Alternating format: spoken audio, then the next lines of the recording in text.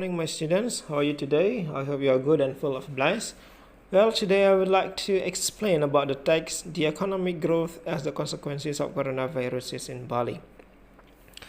So, last meeting, I do remember that you find the difficult words based on the text. Jadi minggu lalu sudah Pak kasih tahu untuk mencari kata-kata sulit tentang teks ini, tapi Pak akan sekarang I will explain you a brief information, a brief explanation about the text. Jadi penjelasan singkat tentang teks ini dengan mengetahui kata-kata kuncinya. Well, jadi menurut teks ini dikatakan bahwa Bali, jadi pertumbuhan ekonomi di Bali merupakan salah satu yang mengalami dampak akibat dari COVID-19. Hal ini terbukti terjadi adalah economic slowdown, penurunan ekonomi sebanyak 1,14% di awal tahun kita nih, first quarter of this year.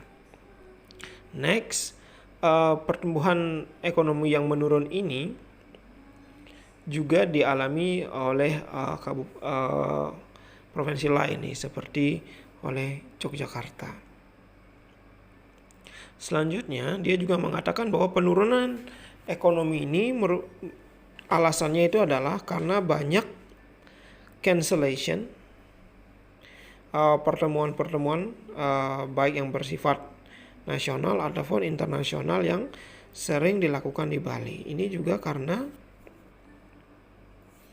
kedatangan turis ke Bali yang sudah sangat menurun. Nah, jadi itu merupakan alasan kenapa ekonomi kita menjadi penurunan. Nah, di Bali terkenal dengan program MICE, Meeting Incentive Convention and Exhibition. Ini merupakan program pertemuan, insentif, konvensi, dan pameran-pameran yang sering dilakukan di Bali. Jadi karena ini gagal, nah ini juga merupakan kontribusi untuk lemahnya ekonomi di Bali.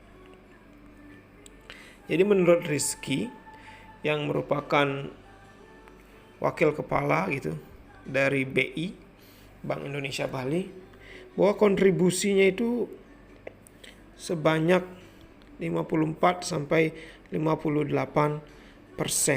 Nah, jadi ini dikatakan bahwa dari data 1 Januari sampai Mei menunjukkan bahwa telah terjadi penurunan sebanyak 44,23% karena kedatangan turis asing, foreign tourism, kedatangan itu yang gagal, dan sebanyak 37,2% dari tamu domestik. Nah, selanjutnya, furthermore, a recent survey on the impact of COVID-19 among business and workforce in Bali. Nah, jadi bagaimana dampak terhadap para pebisnis dan workforce. Workforce ini artinya tenaga kerja. Nah, di Bali menunjukkan bahwa 94% responden have been affected by the pandemic. Mengatakan bahwa 94% itu terdampak karena corona, dan 28% mereka were forced to close down their business. Jadi mereka diharuskan untuk menutup total dari bisnis mereka. Jadi sebanyak 28% harus tutup total. Okay. The type of business that are still able to operate normally are in the processing and farming industry. Jadi tipe bisnis yang masih tetap bertahan itu normally, jadi biasanya itu mereka yang berkaitan dengan sebuah proses. Jadi untuk proses-proses dan lain yang berkaitan dengan bisnis berkaitan dengan proses itu masih tetap bisa jalan, dan juga farming industry dan industri pertanian lah. Bisnis ini yang katanya masih bisa tetap berjalan.